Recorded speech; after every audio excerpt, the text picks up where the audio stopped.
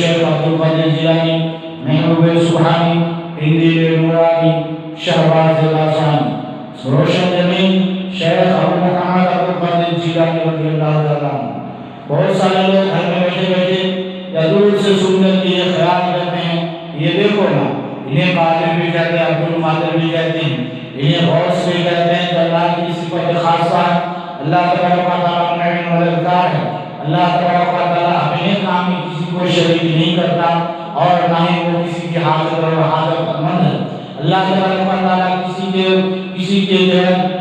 اپنے کام کو کرنے میں کسی دوسرے کا محتاج نہیں ہے، چاہے وہ پانی کے برسانے میں ہو، انسان کی روح کو نکالنے میں ہو، اپنے محبوبین کے بارگاہ میں، اولیاء کاملین کے بارگاہ میں یا کسی کے بارگاہ میں کوئی بھی پیغام پہنچانا ہو تو کسی کا محتاج نہیں ہے۔ لیکن ہم دیکھتے ہیں یہ سیدھے سادے جوانوں کو جو بہکائے جاتے ہیں، جو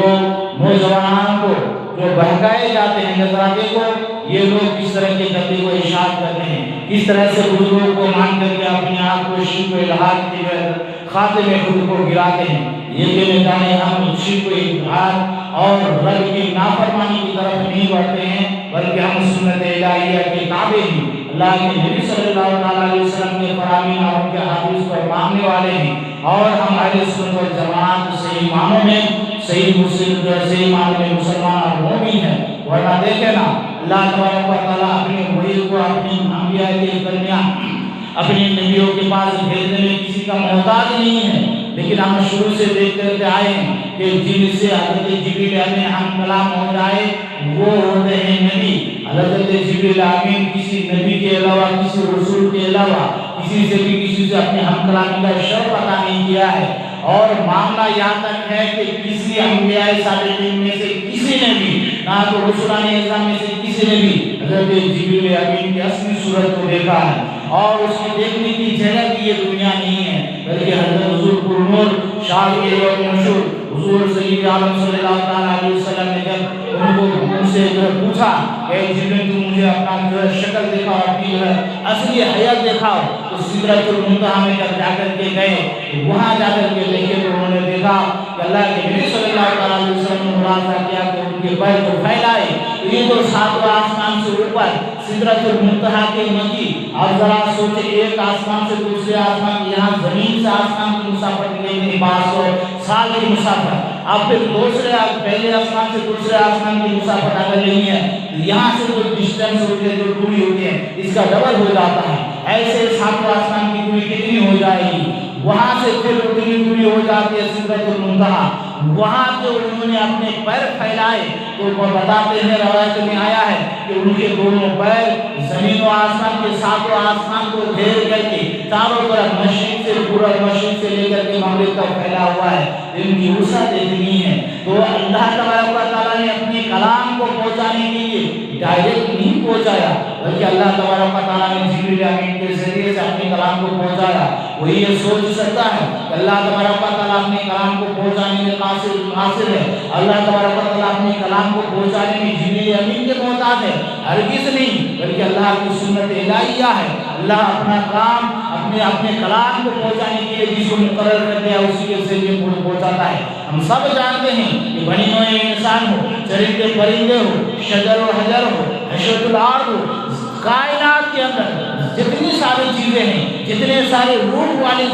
چیزیں ہیں، جس میں حرکت ہے، جس میں رمق ہے، جس میں چلنے پھرنے کی سکت ہے، طاقت اور قوت ہے، اللہ تبارک و تعالیٰ ان کی سکت کو، ان کی طاقت اور قوت کو، ان کی روح کو نکالنے کے لیے خاص فرشتہ مقرر کیا ہے۔ انہیں ہم جانتے ہیں جبرائیل علیہ السلام کے نام پر۔ کیوں؟ اللہ تبارک و تعالیٰ کے اس بات پر قادر نہیں ہے کہ لوگوں کی روح کو خود سے نکال لے، لیکن اللہ تبارک و تعالیٰ نے اپنا کام دوسرے کو سونپ دیا تو وہ کر رہے ہیں۔ آج سے نہیں، ابتدائی اپنے سے لے کر آخر دن تک، یہاں تک کہ جب دنیا بنا ہو جائے گی، خود اسرافیل علیہ السلام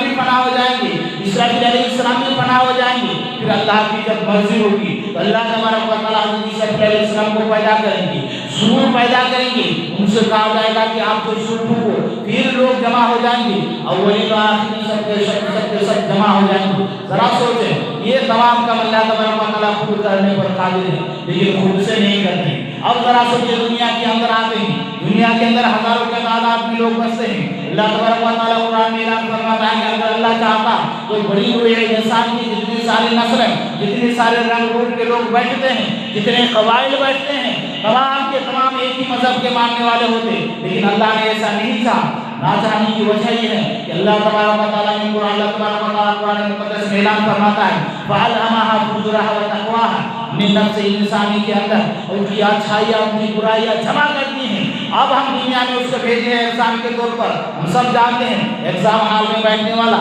ٹیسٹ لینے والا، وہ تمام چیزیں جانتا ہے کہ پریکشا میں آنے والے سوالات انہیں آتا ہے، وہ چاہے تو حل کرا دے لیکن حل نہیں کراتا ہے، چاہے تو وہ چاہے اگر چاہے تو اسے لکھوا سکتا ہے، اس کے آنسر کیا ہے، اس کا جواب کیا ہے وہ لکھوا سکتا ہے، لیکن اسے منع ہے کہ تمہیں لکھایا نہیں جائے گا، بلکہ وہ تیاری کر کے آیا ہے، جو پڑھ کر کے آیا ہے وہ اپنی حساب سے لکھے گا، اسی حساب سے اس کو جو نمبرات دیے جائیں گے، اسی حساب سے اس کی سکسیس کو ناپا جائے گا کہ انہوں نے اپنی زندگی میں اپنی بہترین ایام میں جب انہیں پڑھنے کے لیے کہا گیا تھا تو کتنا پڑھا تھا اور کتنے اپنے اندر ابزرو کر کے حاصل کر کے لایا ہے۔ اگلے جملے ہم نے بتایا تھا کہ اللہ تبارک و تعالیٰ نے بنی ہوئے انسان کو اس دنیا میں بھیجا اور اس نوع انسانی کے فلاح و بہبود کے لیے جو وہ ہدایت کے دستور بھیجا، وہ قرآن عظیم کو بھیجا جو تمام لوگوں کے لیے ہدایت ہے۔ اس کے بارے میں اللہ تبارک و تعالیٰ اس کی پہلی آیت نازل فرماتا ہے اقرأ باسم ربک الذی خلق الانسان من علق۔ تو یہ آیت کریمہ اس سے یہ بتایا چلتا ہے کہ انسان کو اپنے طور پر بھی کرنا ہے اور اپنی سوچ بوجھ کو، اپنی معافی ضمیر کو اپنے اندر آتما میں گھس کر کے جھانک کر کے دیکھنا بھی ہوگا کہ میں جو کر رہا ہوں، جس راستے پر چل رہا ہوں یا میں جو سمجھنے کی کوشش کر رہا ہوں وہ صحیح ہے یا نہیں ہے، وہ راستہ، وہ نہج، وہ طریقہ صحیح ہے کہ نہیں ہے۔ اب میں کہنا چاہتا ہوں جوانوں سے کہ آپ کو یہ بہلایا گیا ہے کہ اللہ تبارک و تعالیٰ کی ذات و صفات ان لوگوں نے شرک کرا دیا ہے، ان لوگوں نے انبیاء کو، اولیاء کاملین کو اللہ کی صفتوں میں شامل کر لیا ہے، انبیاء کو عالم الغیب و شہادہ مان لیا ہے، انبیاء کو حاضر و ناظر، نبی پاک صلی اللہ تعالیٰ علیہ وسلم کو حاضر و ناظر مان لیا ہے، اور ایک اللہ کے ولی کو غوث اعظم کہہ دیا ہے۔ یقین جانے یہ غوث اعظم کہنا ہم اپنی طرف سے نہیں کہتے ہیں، یہ غوث اعظم کی مدد وہ اپنی طرف سے نہیں ہے، اللہ کے نبی صلی اللہ تعالیٰ علیہ وسلم کی جانکاری ہے وہ اپنی طرف سے نہیں ہے، اللہ کی جانکاری ہے وہ ذات کی ہے، اور جو ہم جو اللہ کے نبی صلی اللہ تعالیٰ علیہ وسلم کو مانتے ہیں یہ عطائی ہے۔ اللہ تبارک و تعالیٰ خود قرآن مقدس میں اعلان فرماتا ہے وَعَلَّمَكَ مَا لَمْ تَكُن تَعْلَمْ وَكَانَ فَضْلُ اللَّهِ عَلَيْكَ عَظِيمًا۔ اللہ تبارک و تعالیٰ فرماتا ہے کہ اے حبیب اللہ کا آپ پر احسان عظیم ہے، اس لیے کہ علمک ما لم تکن تعلم، اللہ نے وہ تمام چیزیں بتا دی جو آپ نہیں جانتے تھے۔ آپ کیوں پر تصور کر سکتے ہیں کہ اللہ تبارک و تعالیٰ نے کچھ چیزیں بتائی اور کچھ چیزیں نہ بتائی۔ اس آیت کریمہ میں تو اللہ تعالیٰ نے نہیں کہا تھا کہ ہم نے تم کو بعض چیزیں بتائی ہیں اور بعض چیزیں نہیں بتائی ہیں۔ اللہ تبارک و تعالیٰ فرماتا ہے کہ جو تم نہیں جانتے تھے اب اس نہیں جاننے کی طرف اللہ کی طرف منسوخ کریں کہ اللہ نہیں جانتا ہے کہ کل کیا ہونے والا ہے۔ جب اللہ جانتا ہے تو اللہ تبارک و تعالیٰ نے وہ علم عطا کی۔ اگر آپ جانتے ہیں کہ اللہ تبارک و تعالیٰ یہ جانتا ہے کہ آج سے 10 سال کے بعد اللہ کے بارش کیسی ہوگی، اگر یہ جانتا ہے تو اللہ تبارک و تعالیٰ نے اس کی جانکاری اللہ کے نبی صلی اللہ تعالیٰ علیہ وسلم کو دی ہے۔ اور اگر اس کی جھلک دیکھنی ہے بھائی یہ حدیث پاک کے مشاہدہ کرتے ہیں، اللہ کے نبی صلی اللہ تعالیٰ علیہ وسلم ارشاد فرماتے ہیں قرب قیامت جو لوگ جہاد کریں گے، جو مسیح جو کانا دجال کے خلاف نکلیں گے، میں ان کے لوگوں کے نام ان کے باپوں کے نام کے ساتھ جانتا ہوں، یہاں تک کہ جن گھوڑوں پر چڑھ کر کے وہ جہاد کریں گے وہ ان گھوڑوں کو بھی جانتا ہوں، کس کا گھوڑا کس رنگ کا ہوگا، کس حساب سے ہوگا۔ اللہ کے نبی صلی اللہ تعالیٰ علیہ وسلم ایک جگہ پر کھڑے ہوئے اور اعلان فرمانے لگے، بیان فرمانے لگے دنیا کی ابتدا کیسے ہوئی، دنیا کے بیچ میں کون کون آئے کون کون گئے اور آنے والی زندگی کیسے گزرے گی، آخر قیامت تک کتنے سارے لوگ ہوں گے، قیامت کے منظر یہاں تک کہ جنتی جنت میں چلے گئے اور جہنمی جہنم میں چلے گئے۔ حضرت ابو ہریرہ رضی اللہ تعالیٰ عنہ فرماتے ہیں ایک دن میں باغ میں اپنے باغات میں اپنے پیڑ پودوں کو پانی دے رہا تھا، ایک پرندہ میرے کان کے قریب سے گزرا، خیال آیا کہ یہ پرندہ جو گزرا اس دن اللہ کے نبی صلی اللہ تعالیٰ علیہ وسلم نے اس کے بارے میں بھی خبر دی تھی۔ اللہ جب قربان جائے اللہ کے نبی صلی اللہ تعالیٰ علیہ وسلم کے علم غیب پر، ان کی جانکاری پر، کیونکہ اللہ نے دی ہے۔ اب ذرا سوچیے گا ہم علم غیب کہتے ہیں، یہ غیب کتنی تک ہے؟ یہ غیب وہی تک ہے جب یہ عطا کر دے۔ اللہ جسے چاہے اپنے جو ہے دیکھنے کی قوت، اپنی بصارت جو ہے عطا کر دے۔ اللہ جسے چاہے اس میں مردوں کو زندہ کرنے کی صلاحیت عطا کر دے۔ جب فرشتوں کو عطا کر سکتا ہے، جب فرشتوں کو اللہ تبارک و تعالیٰ اتنی پاور دے سکتا ہے کہ اگر وہ پھونک مار دے تو حضرت مریم علیہ السلام کی بطن میں، اس کے پیٹ میں حضرت عیسیٰ علیہ السلام کا وجود آ جائے۔ اگر اللہ تبارک و تعالیٰ یہ وسعت فرشتوں کو دیتا ہے کہ اگر وہ جائے کسی راستے سے، کسی پر سفر کریں تو اس کے جو گھوڑے کے پیر کے قدم جہاں پڑ جائے وہاں حیات آ جائے، سوکھی ہوئی جگہ میں وہ زندگی آ جائے۔ یہی ساری چیزیں ہیں تو ہم دیکھتے ہیں فرشتوں سے انسان افضل ہے کہ فرشتے افضل ہے۔ آپ سب جانتے ہیں کہ اگر انسان، شاعر کہتے ہیں کہ گھٹے تو ایک مشت خاک انسان، پڑے تو وسعت کونین میں سما نہ سکے۔ اب ذرا دیکھیں انسان کی افضلیت، اگر انسان سے فرشتے افضل ہوتے تو اللہ تبارک و تعالیٰ یوں نہ فرماتا فسجدوا، اے فرشتوں تمام کے تمام کو سجدہ کرو۔ کس کے لیے؟ آدم کے لیے سجدہ کرو۔ تو اللہ تبارک و تعالیٰ نے اعلان کیا قرآن مقدس میں کہ جب تمام کے تمام فرشتوں نے سجدہ کیا، ایک نے انکار کر دیا، وہ کان من الجن، اور وہ جنوں میں سے تھا، شیاطین میں سے تھا۔ اللہ تبارک و تعالیٰ نے اسے بڑا مقام و مرتبہ دیا تھا، علم بھی تھی، جانکاریاں بھی تھی۔ آج بھی ہم دیکھتے ہیں جانکاریاں ہے لیکن وہ شیطان کے راستے پر ہے، جانکاریاں ہے لیکن اسے بچا نہیں سکتا ہے۔ نہ بچانے کی وجہ یہ ہے، آپ میں قرآن مقدس کی آیت کی طرف آ رہا ہوں، جب اتنی ساری چیزیں آپ جان کر پتا ہو گیا کہ اللہ تبارک و تعالیٰ اپنی سنت کے حساب سے دنیا کو چلاتا ہے، دنیا سورج اپنے وقت پر نکلتا ہے، اپنے وقت پر ڈوبتا ہے، چاند اپنے محور پر چلتا ہے، زمین اقسام سے ہیں، ان کی موت و حیات اس کے دنیا میں آنے سے پہلے ہی دی جاتی ہیں۔ یہ تمام چیزیں جب طے ہو چکی ہے، اب ذرا سوچئے گا، حدیث پاک میں آیا ہے کہ جب ماں کے پیٹ میں بچہ 3 مہینے کا ہو جاتا ہے تو اللہ کی طرف سے فرشتے آتے ہیں، ان کی موت و حیات، ان کے رزق، اس کا اچھا ہونا، برا ہونا، نیک و بدبخت ہونا، یہ تمام چیزیں لکھ دی جاتی ہیں جسے قسمت کہا جاتا ہے۔ ذرا سوچیں اللہ چاہے تو اسی سے لکھ دے سکتا ہے۔ اللہ تبارک و تعالیٰ نے اس زمین اور اس زمین پر بسنے والے انسان کے پیدا ہونے سے پہلے لوح محفوظ کو پیدا فرمایا اور قلم کو پیدا فرمایا۔ قلم کو کہا کہ لکھ، اور اس نے کھڑا کر کے کہا الہ العالمین کیا لکھوں؟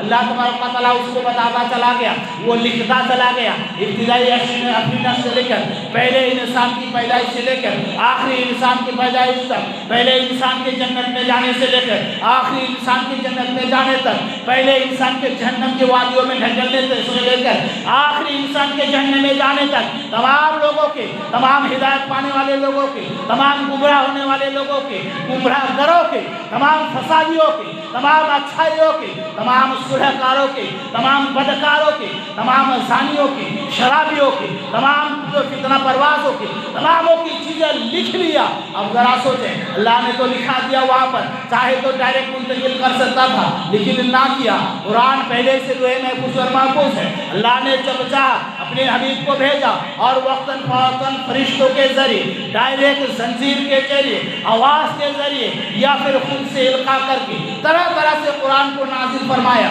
یہ تمام چیزیں کیا ہیں؟ اللہ کی بے شمار قدرتوں کا مظہر ہے۔ اللہ تبارک و تعالیٰ چاہے تو خود سے اعلان کر دے، خود سے دے دے۔ اللہ تبارک و تعالیٰ چاہے تو اپنے محبوب کو اپنے بارگاہ میں لے کر کے آئے اور وہاں القاء کرے۔ اگر اللہ تبارک و تعالیٰ چاہے، اللہ کے نبی صلی اللہ تعالیٰ علیہ وسلم قار حرا میں ہے تو قرآن وہاں جا کر کے اترتا ہے۔ اللہ کے نبی صلی اللہ تعالیٰ علیہ وسلم شعب ابو طالب میں قید ہے، قرآن وہاں آ رہا ہے۔ اللہ کے نبی صلی اللہ تعالیٰ علیہ وسلم پتھریلے زمین پر، ریگستانوں پر، بیابانوں پر چوٹ کھاتے ہوئے نظر آتے ہیں، لیکن اللہ تبارک و تعالیٰ کے وحی وہاں جا کر کے نازل ہو رہے ہیں۔ اللہ کے نبی صلی اللہ تعالیٰ علیہ وسلم مکہ المکرمہ میں ہے، قرآن وہاں نازل ہو رہا ہے۔ اللہ کے نبی صلی اللہ تعالیٰ علیہ وسلم قید و بند کے پریشانیوں کے عالم میں ہے، قرآن نازل ہو رہا ہے۔ اللہ کے نبی صلی اللہ تعالیٰ علیہ وسلم مدینہ المنورہ پہنچ جاتے ہیں اور جو فتح فلاح و بہبودی کے آخری پائیدان پر جو پہنچ جاتے ہیں، قرآن تب بھی نازل ہو رہا ہے۔ تو اللہ تبارک و تعالیٰ اپنے حبیب کے ذریعے